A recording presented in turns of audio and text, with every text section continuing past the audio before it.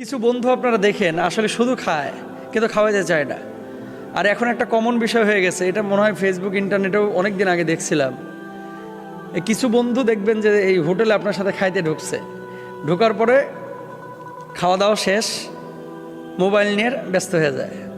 তার মানে বিলটা তুই দে, এরকম আছে। খাওয়া দাওয়ার পরে খালি মোবাইল নিয়ে ব্যস্ত।